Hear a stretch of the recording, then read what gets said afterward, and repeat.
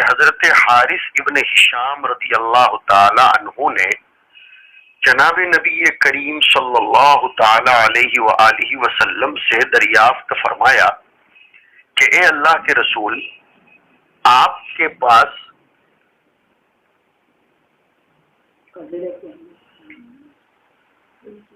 جی شکایت پہنچ رہی ہے کہ آواز کٹ رہی ہے۔ انا للہ و انا الیہ راجعون۔ پتہ نہیں اب شاید آواز پہنچ رہی ہو، یعنی عبارت آپ حضرات نے سن لی ہے یا عبارت میں دوہرا دوں؟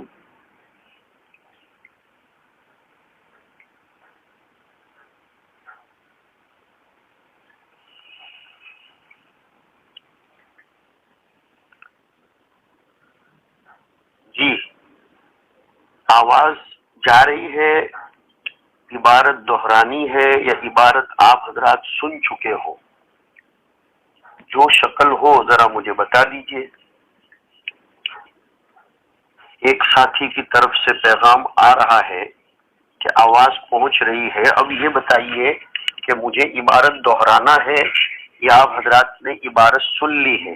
عبارت نہیں سن پائے ہیں، کوئی بات نہیں، میں عبارت کو دہرا دیتا ہوں، برکت انشاءاللہ حاصل ہو جائے گی مجھے بھی۔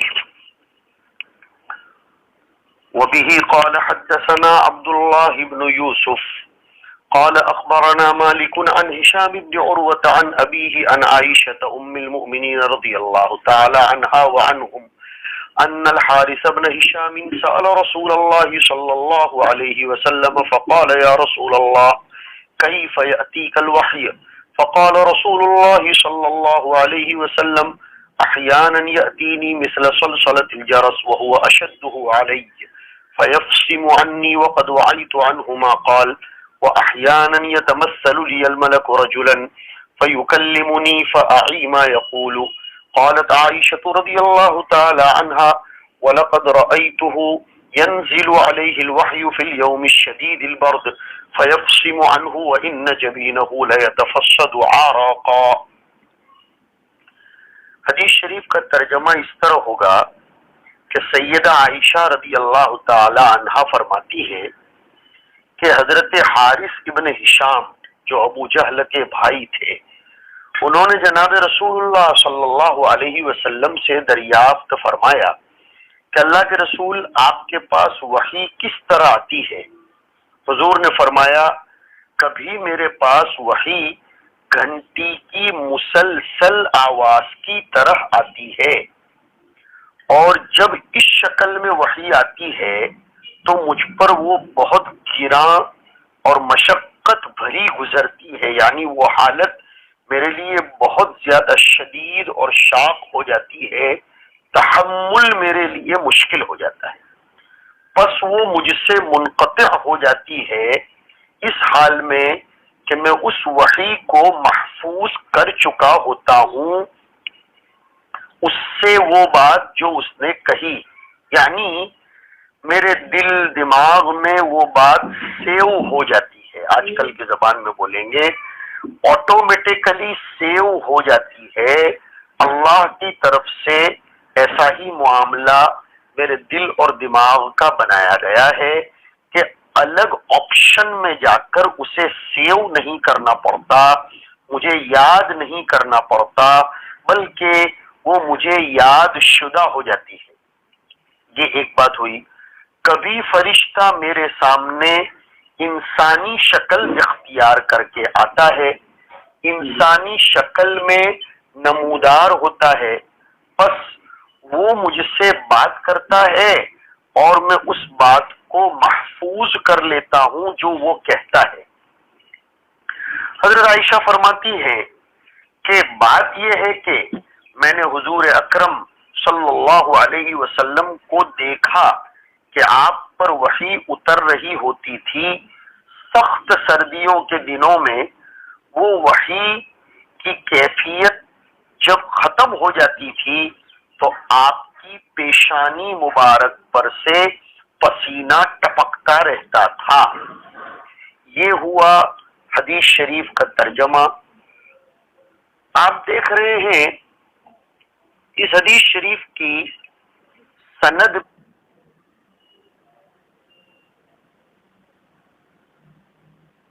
میں عبداللہ ابن یوسف کے استاد اور شیخ ہے مالک، امام مالک، امام دار الہجرہ، مالک ابن انس ابن ابی عامر الاصبحی۔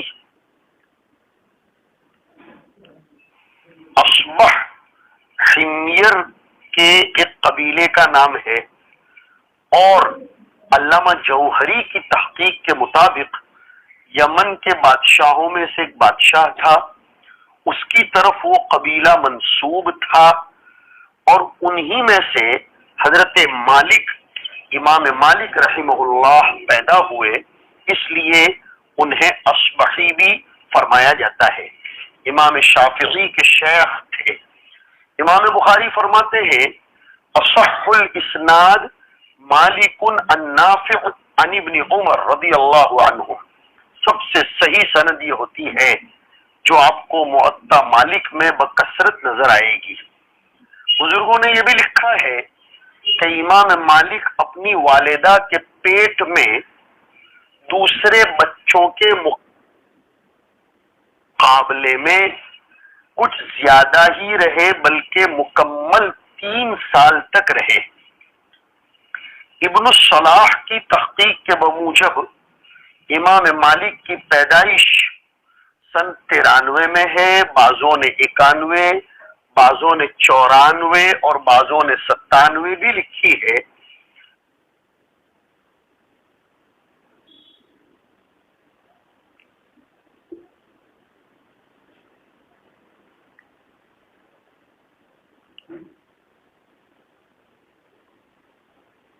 اور آپ کا انتقال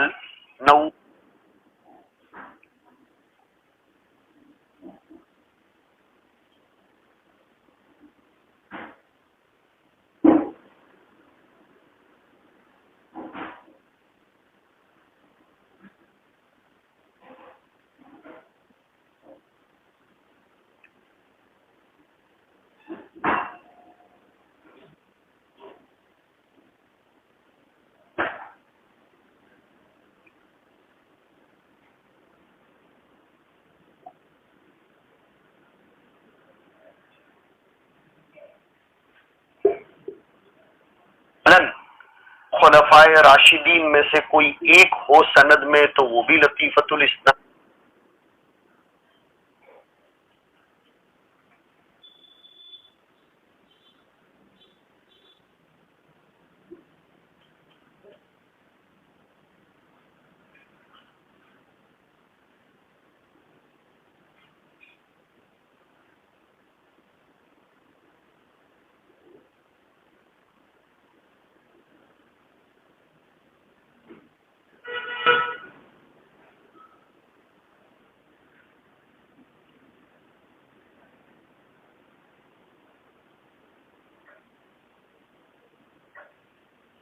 هذا ما تفرد به اہل البصرہ، یا هذا ما تفرد به اہل الکوفہ یا اہل المدینہ، یہ ایک لطیفۃ الاسناد ہے۔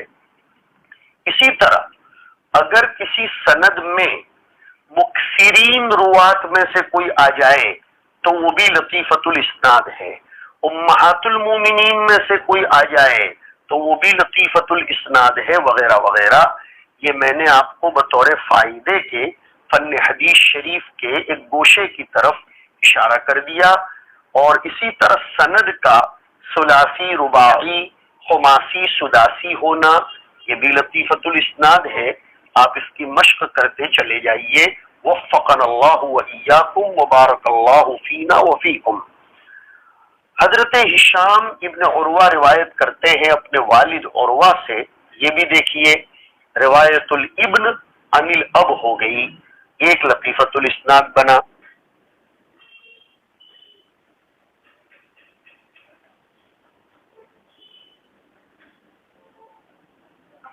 عن عائشہ ام المؤمنین رضی اللہ تعالی عنہا، یہ بھی ایک لطیفۃ الاسناد ہے کہ اس حدیث کی سند میں ام المومنین کا تذکرہ ہے، نیز وہ مکثرین میں سے ہیں۔ حضرت عائشہ افضل نساء هذه الامہ بعد فاطمہ رضی اللہ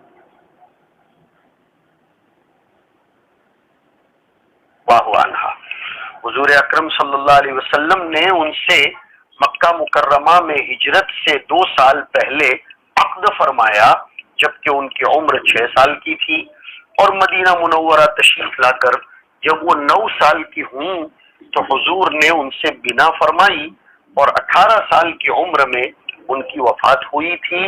وہ اپنے بھانجے کی طرف فخریتاً اعزازاً نسبت کرتے ہوئے اپنی کنیت ام عبداللہ پسند فرماتی تھی۔ حضرت عائشہ نقل کرتی ہے کہ حارث ابن ہشام نے نبی کریم صلی اللہ علیہ وسلم سے دریافت فرمایا، یہ بھی ایک لطیفۃ الاسناد ہے، روایت الصحابی عن الصحابی، کہ حارث ابن ہشام ابو جہل کے بھائی ہیں۔ ہمارے بڑوں نے یہ جملہ فرمایا تھا کہ فریق فی الجنت و فریق فی السعیر، ایک بھائی حارث ابن ہشام جنت میں اور ایک بھائی ابو جہل جہنم میں۔ یہ حارث ابن ہشام جنگ یرموک میں شہید ہوئے، بقول بعض فن اسماء الرجال والوں کے طاعون امواس میں ان کی شہادت ہوئی، اور فتح مکہ کے موقع پر مشرف باسلام ہوئے تھے، مؤلفۃ القلوب میں سے تھے۔ وہ پوچھ رہے ہیں جناب رسول اللہ صلی اللہ علیہ وسلم کو کہ آپ کے پاس وحی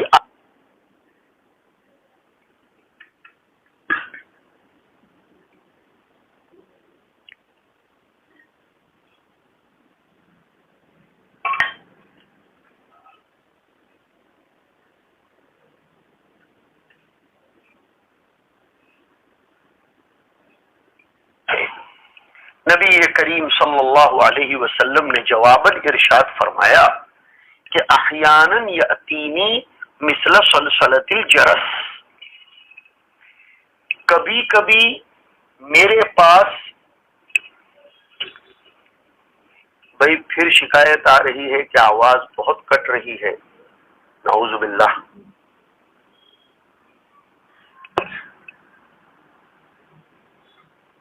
دیکھیے ذرا مجھے بتائیے کہ یہ مجموعی شکایت ہے یا انفرادی شکایت ہے؟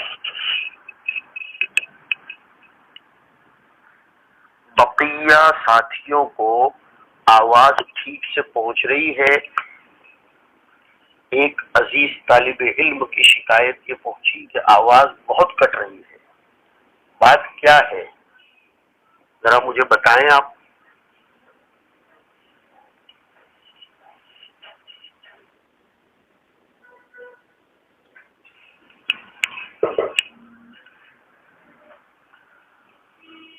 مجموعی طور پر یہ شکایت ہے کہ آواز نہیں آ رہی ہے، انا للہ۔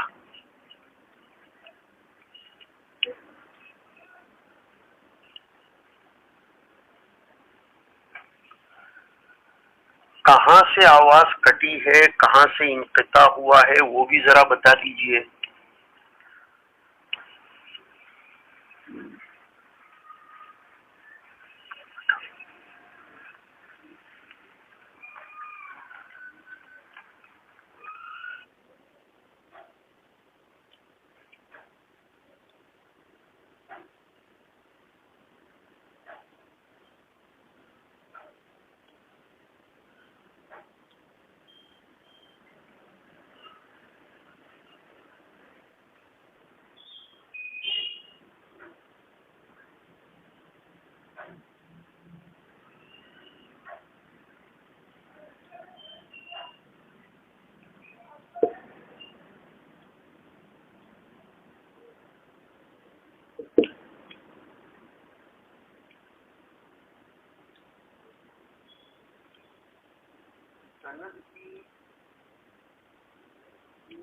چھوٹ گئی ہے۔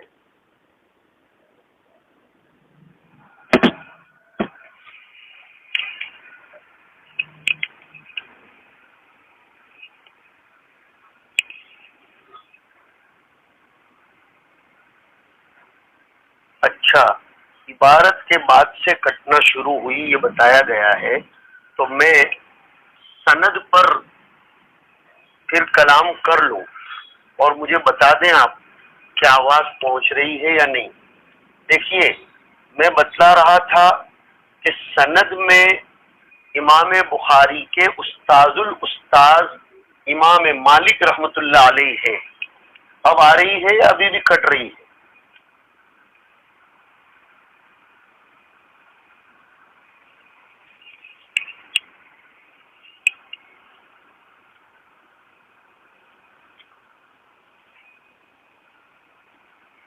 اب صاف آواز آ رہی ہے؟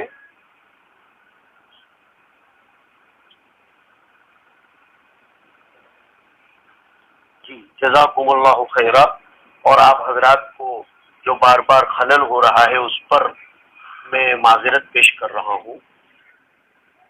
امام بخاری رحمت اللہ علیہ کے شیخ الشیخ امام مالک کا نام اس سند میں موجود ہے، مالک ابن انس ابن ابی عامر الاصبحی۔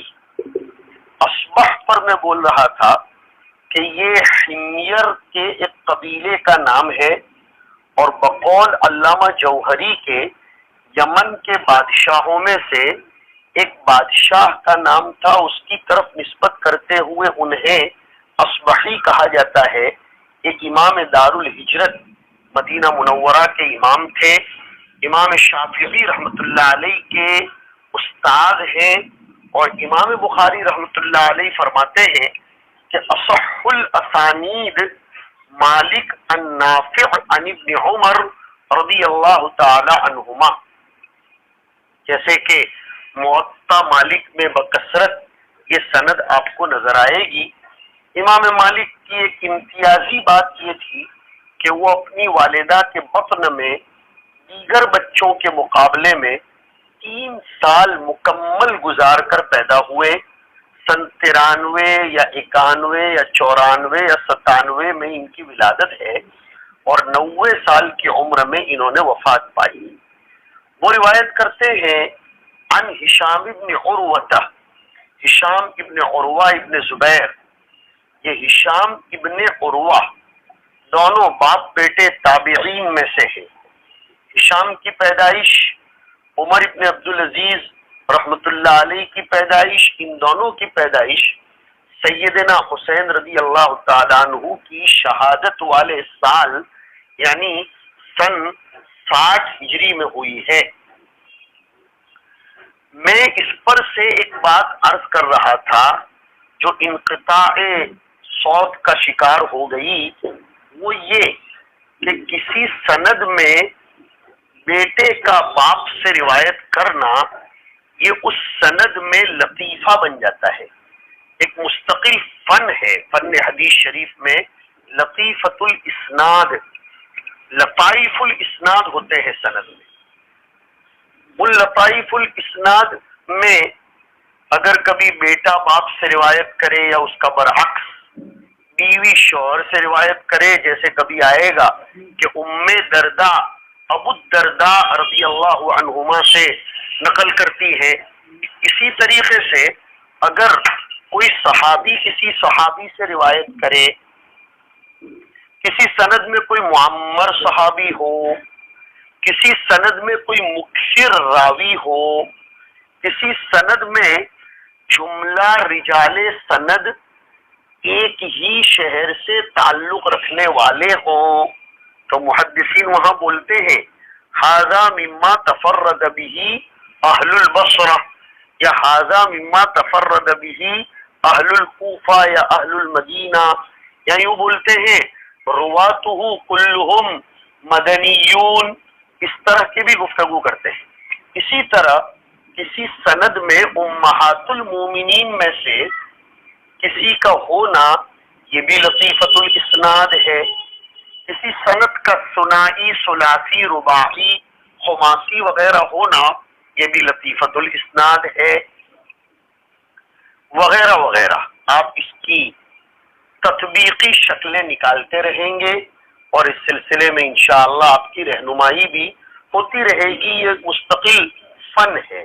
یہاں آپ کو نظر آ رہا ہے کہ ہشام ابن عروہ اپنے والد سے نقل کرتے ہیں، روایت الابن عن الاب ہو گئی، اور پھر سیدہ عائشہ رضی اللہ تعالی عنہا کا اس سند میں ہونا یہ بھی ایک مستقل لطیفہ ہے دو اعتبار سے۔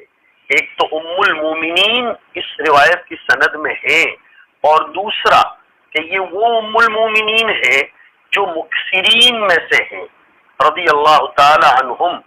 حضرت عائشہ فاطمہ کے بعد صحیح قول کے مطابق اس امت کی افضل عورتوں میں سے ہیں۔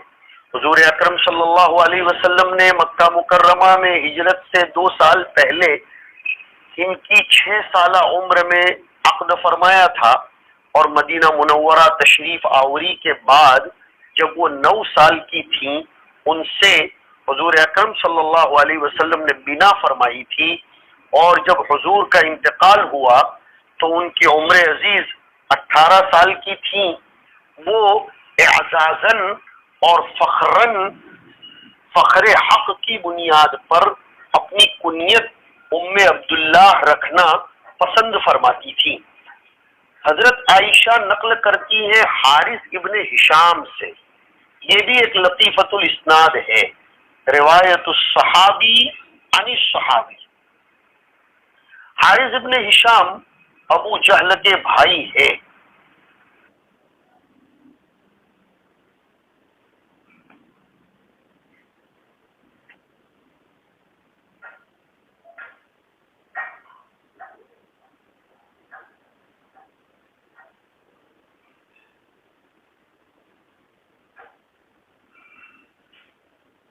ہے فریق فی الجنتی و فریق فی السعیر، ایک جنتی ہے اور ایک دائمی اور ابدی جہنمی ہے۔ حارث ابن ہشام علامہ ذہبی کی تحقیق کے مطابق یرموک میں شہید ہوئے، اور ایک قول یہ ہے کہ طاعون امواس میں شہید ہوئے۔ فتح مکہ کے موقع پر مشرف بھائی اسلام ہوئے تھے، مؤلفۃ القلوب میں ان کا شمار ہوتا ہے۔ یہ حارث ابن ہشام رضی اللہ تعالی عنہ نے جناب رسول اللہ صلی اللہ علیہ وسلم سے دریافت فرمایا کہ کیف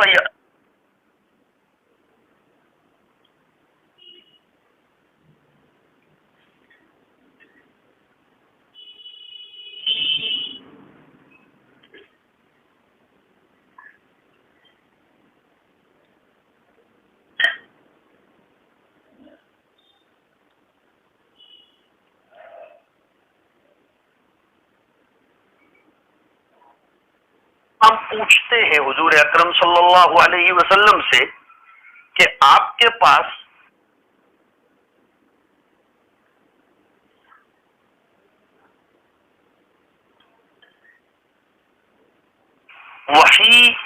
وحی لانے والے فرشتے کیسے آتے ہیں؟ حضور نے جواب دیا احیانا یاتینی مثل سلسلۃ الجرس، کہ کبھی میرے پاس وحی گھنٹی کی مسلسل آواز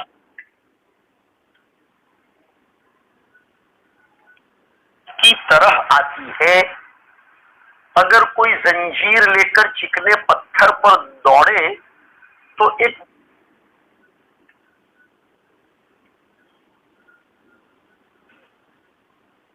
مسلسل آواز اور جھنکار پیدا ہوتی ہے۔ حضور نے اس کے ساتھ تشبیہ دی ہے کہ میرے پاس جو وحی آتی ہے وہ اس کے مانند ہوتی ہے، صوت مسلسل۔ اور وجوہ تشبیہ پر گفتگو میں نے 2 دن پہلے کر لی تھی۔ وحی کی اس صورت میں حضور پاک علیہ الصلوۃ والسلام کو کوئی نظر نہیں آتا تھا، آواز بھی آپ اکیلے سنتے تھے۔ آپ کے پاس جو صحابہ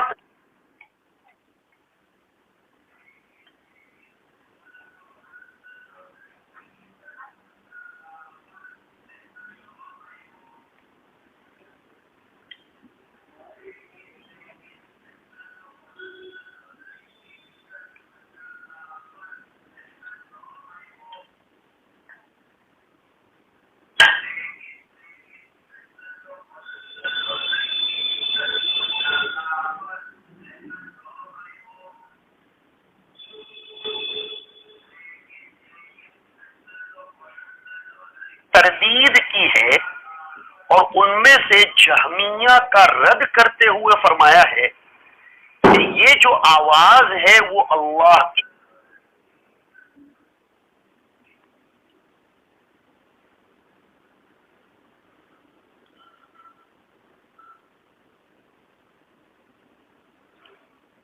خود کی آواز ہوتی تھی. کما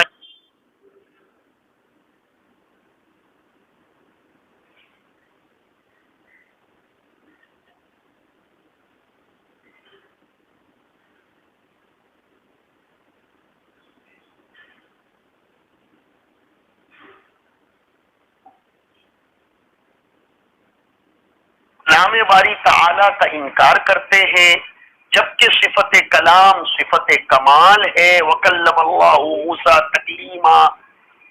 اسی طریقے سے فینادیہم ربہم، قیامت کے دن اللہ تعالیٰ بندوں کو جمع فرمانے کے بعد انہیں پکاریں گے. سارے محشر والے اس آواز ربانی کو سنیں گے جس میں آیا فینادیہم ربہم. اسی طریقے سے ایک روایت میں آیا اذا تکلم اللہ بالوحی.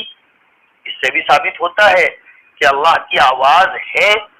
صفات باری تعالی میں سے ایک صفت صوت باری تعالی ہے. تو امام بخاری کی اپنی رائے تو یہ ہے کہ یہ اللہ کی آواز تھی.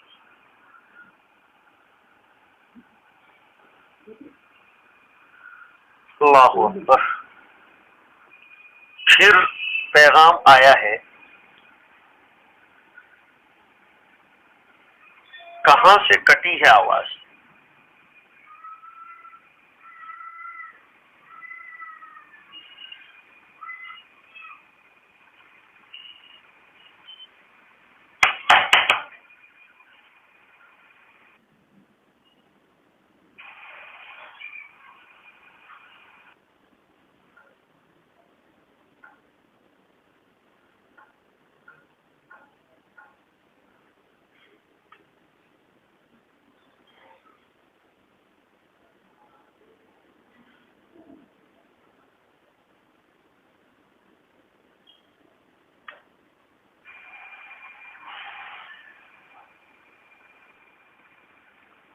اچھا، مطلب یہ ہے کہ متن روایت سے آواز کٹی ہے. اب آ رہی ہے آواز.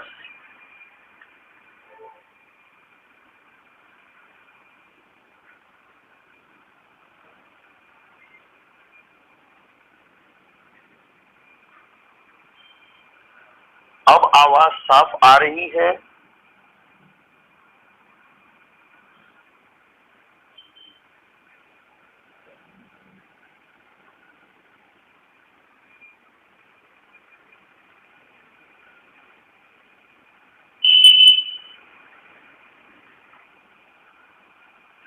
صاف ستھری آواز مجموعی طور پر آ رہی ہے.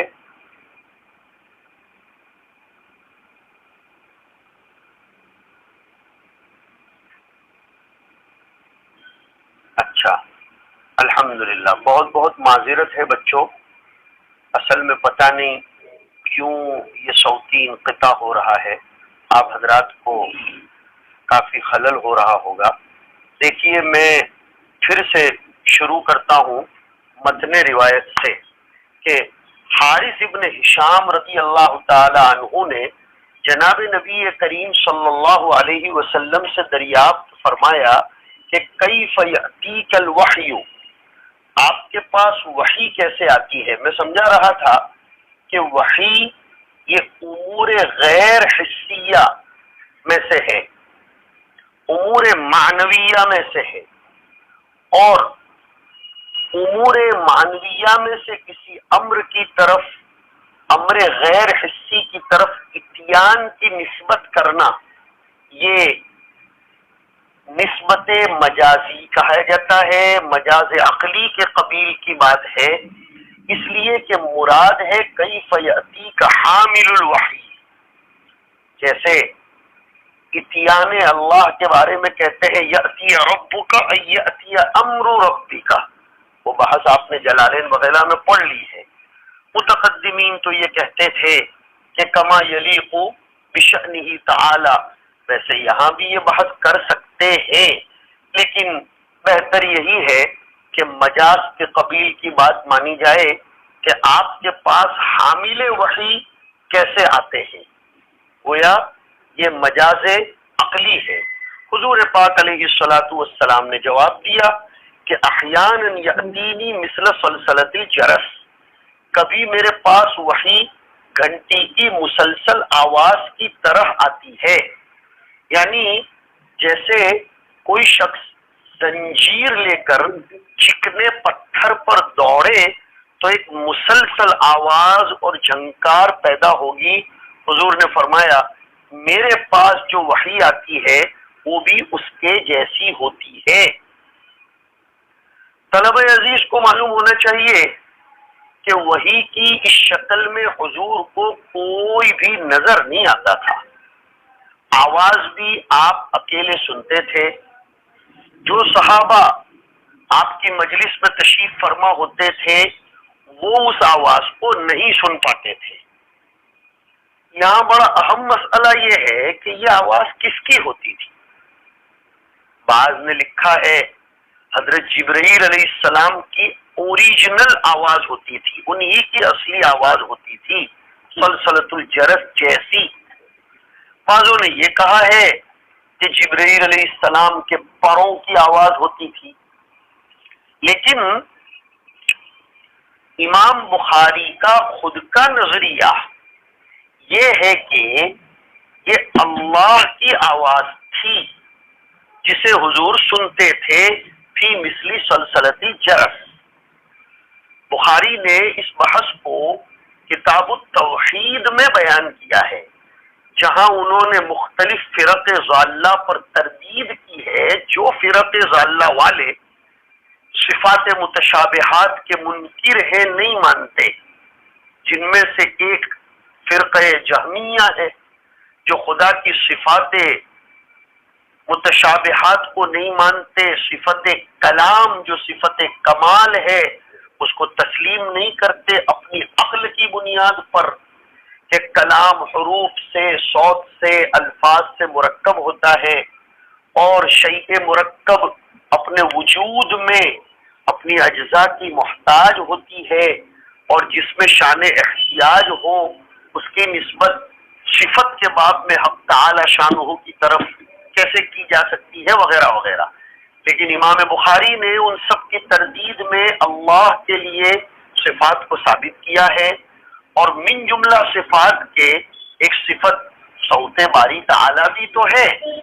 اس لیے امام بخاری کی رائے یہ ہے کہ یہ اللہ کی آواز تھی، اس میں کوئی بعید بات بھی نہیں ہے۔ بھائی حضرت موسیٰ علیہ السلام نے اللہ کا کلام سنا، وہ آواز چاروں طرف سے آ رہی تھی، اس کی کوئی جہت نہیں تھی۔ اسی طرح اور بھی دلائل ہے، خدائے تعالی کے لیے صفت صوت یا صفت کلام کو، اور کلام مستلزم ہے صوت کو، ثابت کرنے کے دلائل اور بھی ہیں۔ جیسے ایک روایت ہے بخاری شریف ہی کی کہ اذا تکلم اللہ بالوحی، جب اللہ تعالیٰ وحی کو بولتے ہیں تو تمام فرشتے سن کر گھبراہٹ کی وجہ سے بے ہوش ہو جاتے ہیں۔ دوسری دلیل اور ایک ہے کہ حضور فرماتے ہیں قیامت کے دن اللہ تعالی بندوں کو محشر میں جمع کر کے ایک ہی آواز سے سب کو پکاریں گے، وہاں لفظ آیا فَيُنَادِيهِمْ، اور ندا کے لیے صوت ضروری۔ اس طرح کے اور بھی بہت سے دلائل ہیں جو حق تعالی شانہ کے لیے صوت کو، کلام کو ثابت کرتے ہیں۔ بہرحال ہمیں یہاں یہ دیکھنا ہے کہ رسول اللہ صلی اللہ علیہ وسلم ارشاد فرماتے ہیں کہ میرے پاس وحی آتی ہے گھنٹی کی مسلسل آواز کی طرح۔ وجوہ تشبیہ اور اس پر وارد ہونے والے اعتراضات کے جواب میں نے آپ کو 2 دن قبل استطراداً پہلی روایت کے ضمن میں ذکر کر دیے تھے۔ حضور آگے فرماتے ہیں وَهُوَ أَشَدُّهُ عَلَيَّ، یہ جو کیفیت ہے وحی کی، پہلے والی کیفیت کہ احیانا یاتینی مثل سلسلۃ الجرس، یہ میرے لیے بہت زیادہ شاق ہوتی ہے، میرے لیے وحی کی اس کیفیت کا تحمل بہت گراں گزرتا ہے۔ وجہ کیا ہے؟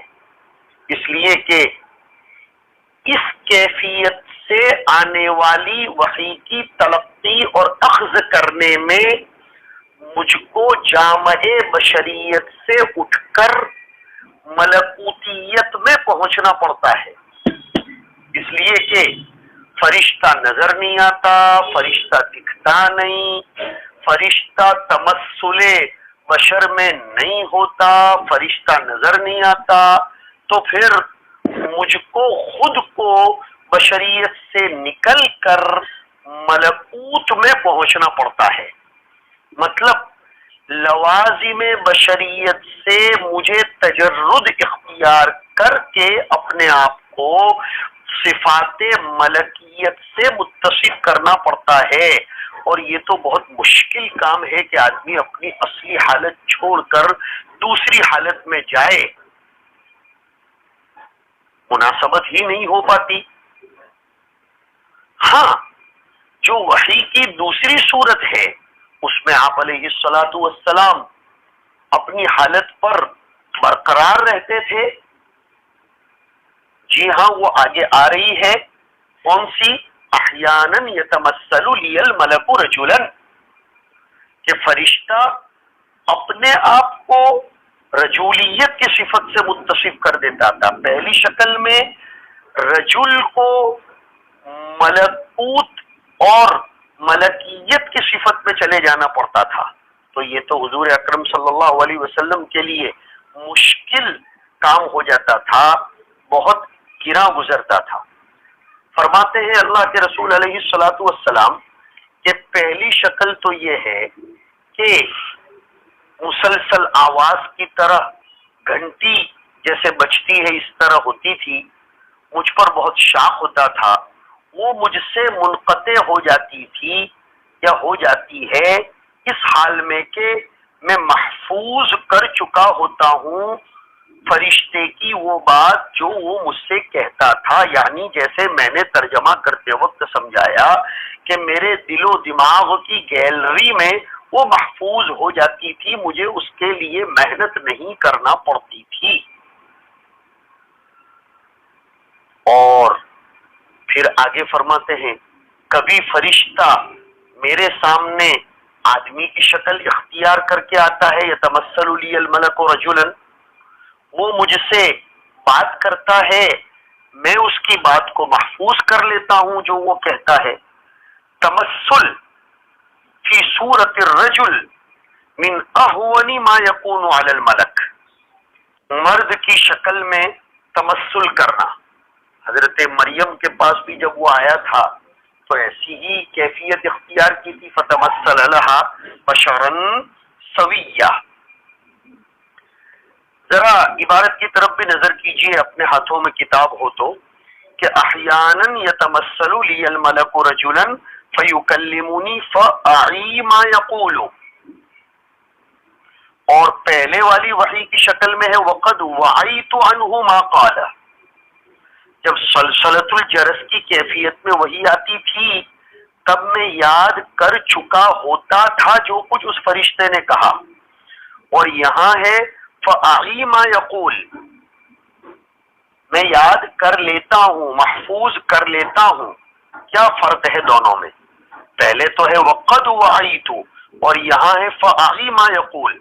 جواب یہ دیا ہے کہ ملک کا انسان کی شکل میں آنا یہی عام طور پر تعلیم و تعلم کے طریقوں میں ہوتا ہے کہ انسان کو سکھاتا ہے، تو اس وقت جو چیز اخذ کی جاتی ہے وہ مفہوم بھی ہوتی ہے، اس لیے فرمایا کہ فاعی ما یقول، پہلے مضارع حال کے معنی میں، اس لیے کہ میں نے آپ کو سمجھایا کہ ملک انسان کی شکل میں آئے تو یہ معتاد طریقہ تعلم ہے، عادی شکل ہے جس میں بوقت اخذ بوقت تعلم چیز مفہوم ہو جاتی ہے، برخلاف پہلی حالت کے کہ پہلے والی حالت بہت شدید ہوتی تھی، جب وہ میرے لیے گرا ہوتی تھی تو اس میں میرے لیے ضبط وحی، اخذ وحی میرے لیے ذاتی طور پر بڑا مشکل ہوتا تھا۔ جب وہ کیفیت چھٹ جاتی تھی تو میں اپنے آپ کو پاتا تھا کہ اللہ رب العزت نے مجھے وہ یاد کروا دیا ہے، اس لیے فرماتے ہیں کہ وقد وعیت عنہ ما قال۔ بڑی زوردار بات شراح نے لکھی ہے۔ اب یہاں یہ جو دوسری کیفیت ہے کہ فرشتہ انسانی شکل میں آتا تھا، کیا حضور پاک صلی اللہ علیہ وسلم نے حضرت جبرائیل کو ان کی اصلی صورت میں دیکھا ہے؟ جواب یہ ہے کہ جی ہاں، 2 مرتبہ دیکھا ہے، ابتدائے وحی میں اور معراج کی رات میں۔ ان دونوں موقعوں کے علاوہ کبھی بھی حضور نے حضرت جبرائیل کو اپنی اصلی حالت میں نہیں دیکھا۔ تفصیل معلوم ہونی چاہیے آپ کو۔ حضور صلی اللہ علیہ وسلم کے پاس جبرائیل پہلی وحی لے کر غار حرا میں تشریف لائے تو اس وقت وہ انسانی شکل میں آئے تھے۔ اقرأ بسم ربک الذی خلق کی 5 آیتوں کا نزول ہوا تھا۔ پھر فطرت کا دور آیا، آگے کی روایات سمجھنے میں مدد ملے گی اس سے، چاہے وہ فطرت کا دور 3 سال کا ہو یا 6 مہینے کا ہو۔ حضور صلی اللہ علیہ وسلم اس میں بہت زیادہ پریشان رہتے تھے۔ کبھی کبھی تو فرماتے ہیں کہ میرے جی میں آتا تھا کہ میں پہاڑ پر سے خودکشی کر لوں، لیکن بعضوں نے اس کو ابن شہاب زہری کی مرسل روایت بتا کر ضعیف بھی کہا ہے، اس لیے کہ حدیث کے طلباء کو معلوم ہونا چاہیے ابن شہاب کی جلالت شان مسلم، لیکن ان کے مراسیل بالاتفاق ضعیف ہوتے ہیں۔ علماء رجال نے مراسیل ابن شہاب کو شبہ لا شیء بتلایا ہے۔ حضور صلی اللہ علیہ وسلم نبوت سے 6 مہینے پہلے غار حرا میں جاتے تھے، اللہ کی عبادت فرماتے تھے۔ جب پہلی وحی آئی تو آپ گھبرا گئے۔ گھبراہٹ کی وجہ بھی علماء نے لکھی ہے کہ اصل میں آپ کو اس وقت تک یہ پتہ نہیں تھا کہ میں نبی بنایا جا چکا ہوں اور آئندہ مجھ پر وحی نازل ہونے والی ہے، اور اس کے لیے یہ مقدمات ہو رہے ہیں، اس لیے حضور پریشان ہوئے تھے۔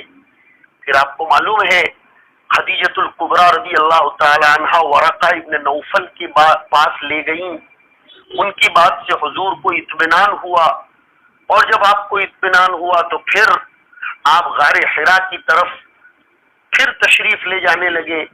وہاں عبادتیں فرمایا کرتے تھے، توشہ ختم ہوتا، گھر کی یاد آتی تو واپس آتے، کچھ دن گھر گزار کر پھر توشہ لے کر تشریف لے جاتے۔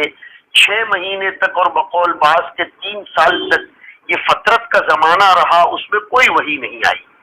پھر حضور غار حرا سے گھر تشریف لا رہے تھے تو ابھی بھی اجیاد نام کا ایک محلہ ہے مکہ مکرمہ میں، اجیاد باب عبدالعزیز 1 نمبر کے گیٹ کے سامنے کا جو علاقہ ہے اس کو اجیاد کہتے ہیں۔ وہاں سے حضور گزر رہے تھے کہ حضور نے اچانک ایک آواز سنی۔ آواز سنتے ہی ہر طرف دیکھا مگر کچھ نظر نہیں آیا۔ جب اوپر دیکھا تو جبرائیل کو کرسی پر اپنی اصل شکل میں بیٹھا ہوا آپ علیہ الصلوۃ والسلام نے دیکھا۔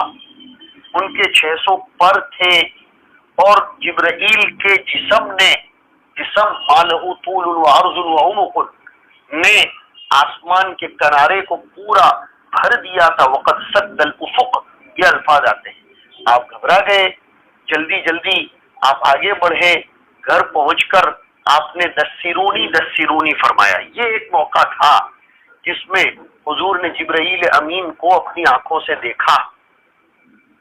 دوسری مرتبہ معراج کا واقعہ ہے، وہ تو آپ سب حضرات کو معلوم ہے۔ یہ پہلے باب سے متعلق بات آئی کہ حضور پاک علیہ الصلوۃ والسلام کے لیے یہ دوسری کیفیت بڑی گراں گزرتی تھی. اور آگے فرماتے ہیں حضرت عائشہ رضی اللہ تعالی عنہا کی طرف سے یہ آیا کہ واقعتاً حضور جو فرماتے ہیں کہ میرے لیے یہ بہت گراں اور شاق ہوتا تھا. فرماتی ہے میں نے خود دیکھا ہے کہ آپ کے اوپر کبھی کبھی سخت جاڑے کے موسم میں، سردی کے زمانے میں وحی اترتی تھی، لیکن میں دیکھتی تھی کہ جب وہ وحی کی کیفیت چھٹ جاتی تھی تو باوجود سخت سردی کے اللہ کے رسول صلی اللہ علیہ وسلم کی پیشانی مبارک پسینے سے شرابور ہو جاتی تھی.